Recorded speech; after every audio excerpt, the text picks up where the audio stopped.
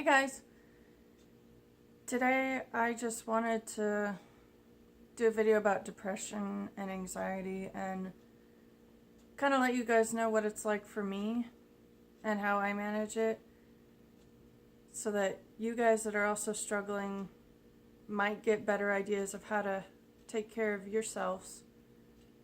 And I just know that when I hear other people talk about their depression, I feel less alone. I have the kind of depression that is very low level all the time. Like, the best way I can describe it, it's a shapeshifter. Sometimes it feels like it's the size of a flea on an elephant's back. I don't feel it, I don't notice it. I'm doing great. But then usually, if something goes really wrong in my life, or I lose someone I care about, or a bunch of plans I made fall through, it changes from a flea to the size of a cat. And depending on how severe my letdown is, it could either be a little house cat or it could be a tiger. No 2 days are exactly the same for me. Some days I don't feel anything, no emotion at all. I feel about as lively as paint that's drying.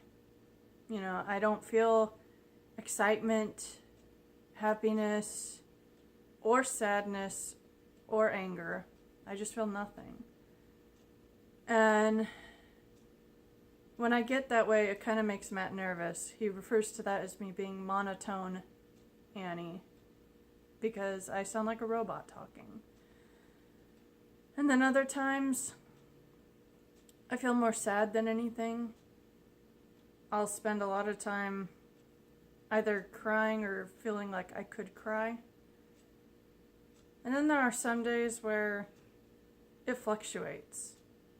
Like, I will feel absolutely nothing one minute, and then something else will happen, and then I'll start feeling again, but it'll be either sadness or anger.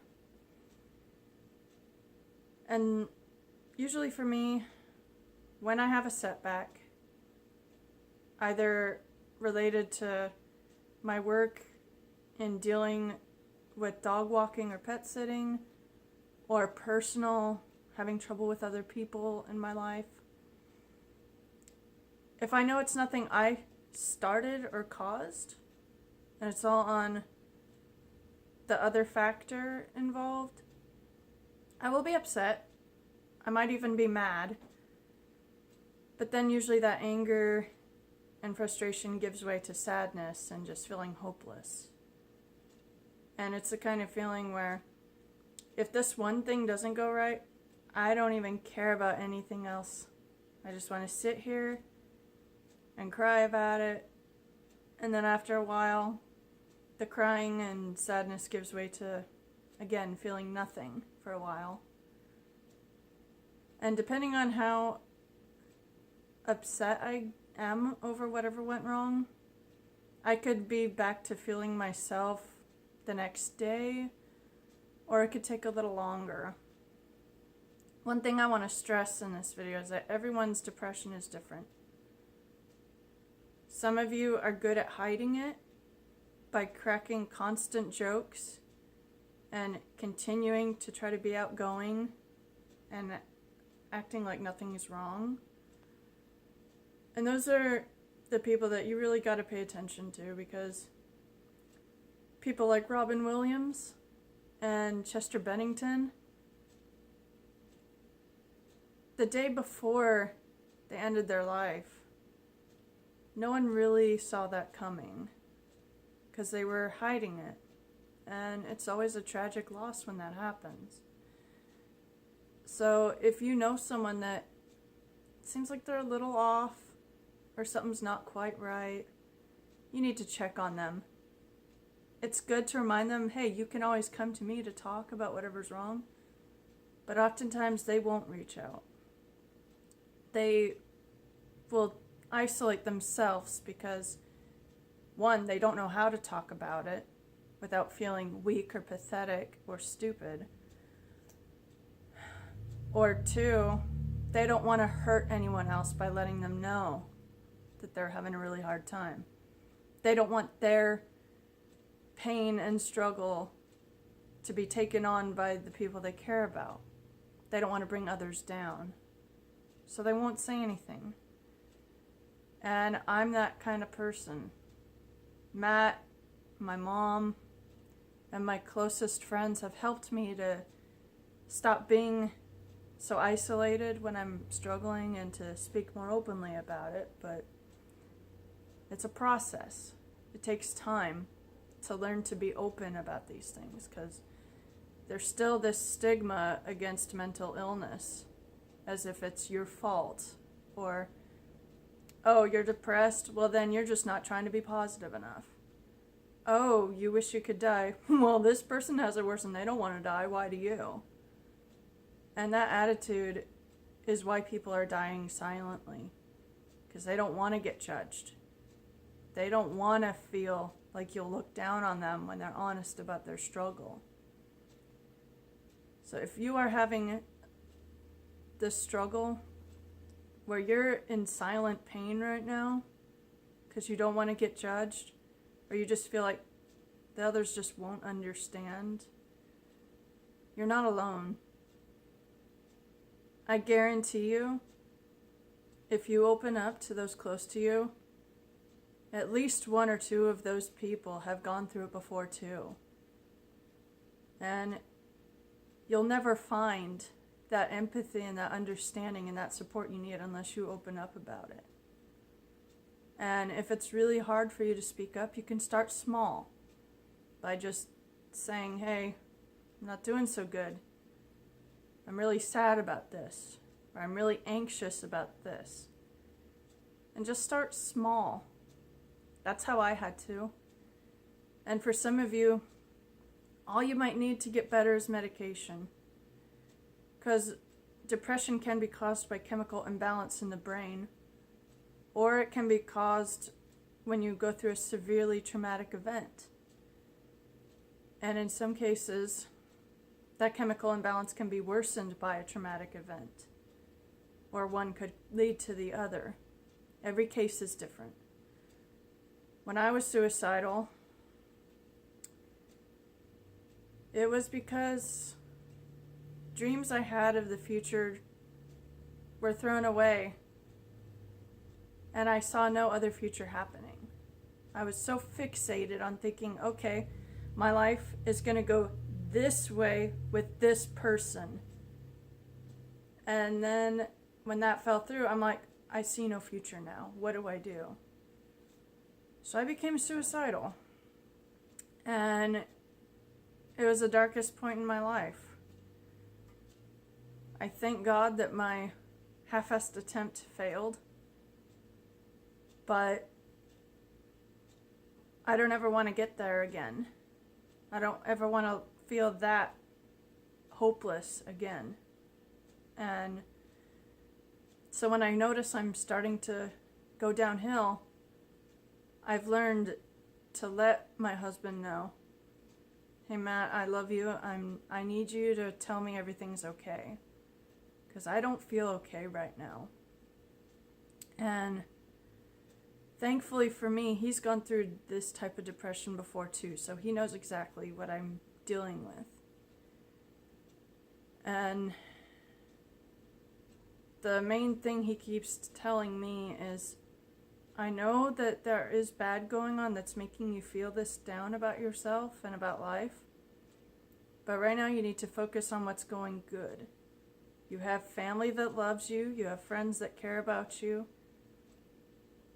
you have so much going for you, and so little bad, but because you're focusing on the bad, it seems worse than it really is.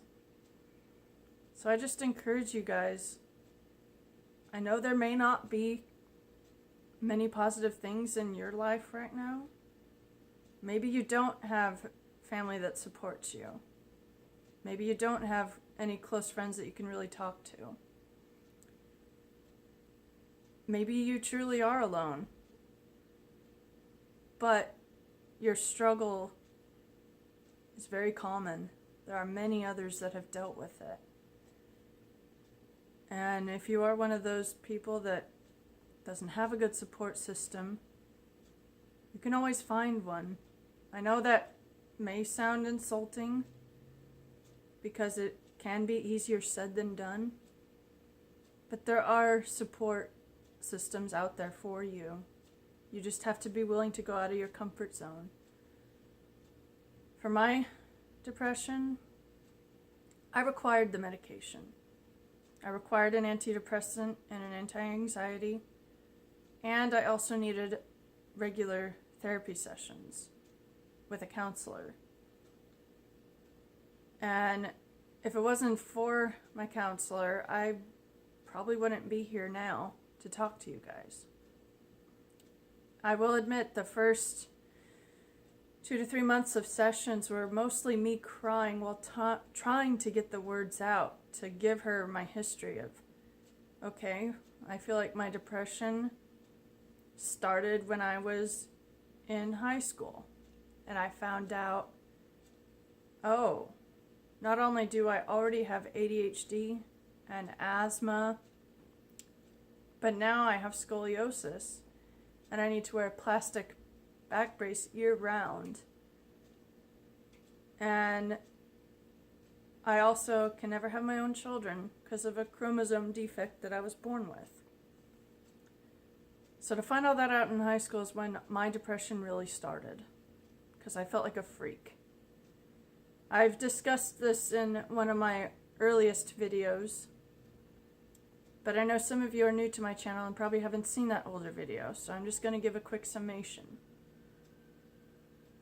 After I found out I couldn't have kids, I didn't see much of a point anymore, because most girls and women have the dream of growing up, becoming successful in life, finding the right guy, settling down, having some kids, and just living the dream. And when I was told you can't have kids, I didn't see that dream ever happening, because I had wanted children so badly. Ever since I was little, I knew I'm going to have at least 2 children before I'm 30. And I'm going to be the best mom I can be. I'm going to try to raise them like my mom raised me. It's going to be good. But to be told by my doctor that that wasn't going to happen, that dashed my hopes. And I let that get to me too much. Because at 15, you already struggle with insecurity. You already struggle with feeling misunderstood. But I had medical reasons to feel that way too. Not to mention I had been homeschooled my entire life up until entering high school for the first time. So I had so many things going on that's when I was first depressed. I felt like a total freak. I felt like I didn't belong anywhere, and that I would never be fully accepted by anybody. And I didn't have any thoughts of doing anything to myself, but I had that passive wish of, why can't I just die in my sleep already? Because this is too much pain. But it got worse after more medical issues got diagnosed over the years. More abandonments and betrayals by people I trusted. To the point when my first serious boyfriend left me and blamed me for everything going wrong. And I'm like, you know what? I had love. At least I thought I did. I'm never going to find it again, so why should I live anymore? What's the point? And so I tried to take my own life, but I didn't do it with the seriousness that most people do. I did it in such a way to where there was a chance it could end my life, but it wasn't guaranteed. And in my mental instability, I decided I'll leave it up to God. I'll do what I know could end it, but if I don't die, then I know it's not my time yet and I have more to do here. But if I go, then no more pain for me. And what I attempted had no effect on me at all. Right after that, I contacted several of my friends and I'm like, look guys, I'm not okay. I need to be around people I know care about me. Can we please get together as soon as possible? And my friends all got together within a half hour to play games at one of our favorite all-night restaurants. So, my point in telling you this is no matter what age you are, no matter what medical issues you may have, someone still cares about you. And I know it's hard to reach out, but sometimes if you just make one outreach attempt to someone, then they will help you get out of your depressive hole. And I'm not saying it's going to be a quick fix for you either. It took me a year to fully be diagnosed as in full remission of my depression, but due to recent circumstances, it's back again. And it's been hard. I've been crying a lot more than I want to admit. I've been feeling like a failure. And like everything going wrong is my fault. But I know that's just my depression talking. It's not how life really is going on right now. This video was longer than I planned, but I'm the kind of person that once I start talking about what's on my mind, I find it hard to just keep it quick. So if you watched this video to its completion, I hope that if you're like me and you're struggling, that you found encouragement, knowing you're not the first one to deal with this, and that there is a chance to get better, because I was able to. And even though my depression has come back, it's not like it was before, because I know I have reasons to keep going, and I know I've survived it before. I can get through it again. And you can too. If you have friends or family that are struggling, you need to be the ones to reach out to them. You need to check on your friends and family. And you don't always have to use many words to get through to them. Sometimes all they need is someone to just sit next to them, ready to listen. It does get better, but only if you allow yourself the chance to let it get better. When you make a permanent decision like that, there's no going back. There's no redos. So I just encourage you, if you feel that low, please try to reach out to someone. And if you know someone that low, reach out to them. I'm still struggling. I'm still having a hard time.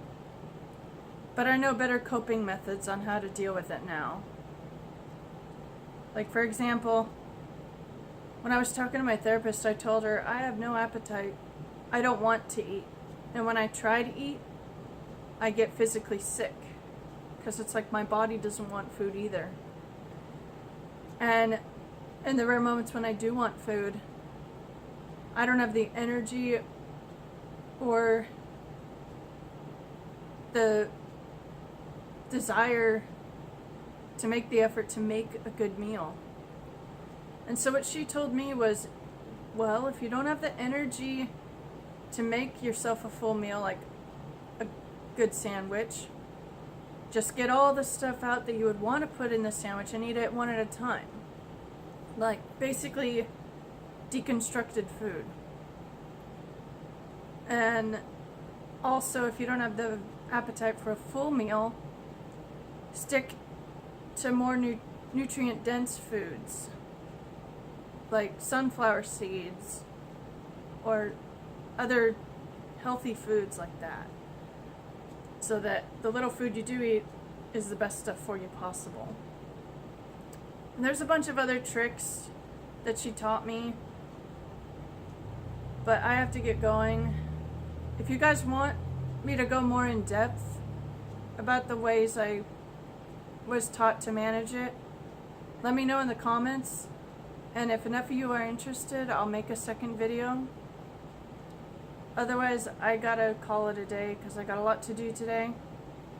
But I thank you guys for watching, and know that it does get better if you stick around and give it a chance to. Have a good one, guys.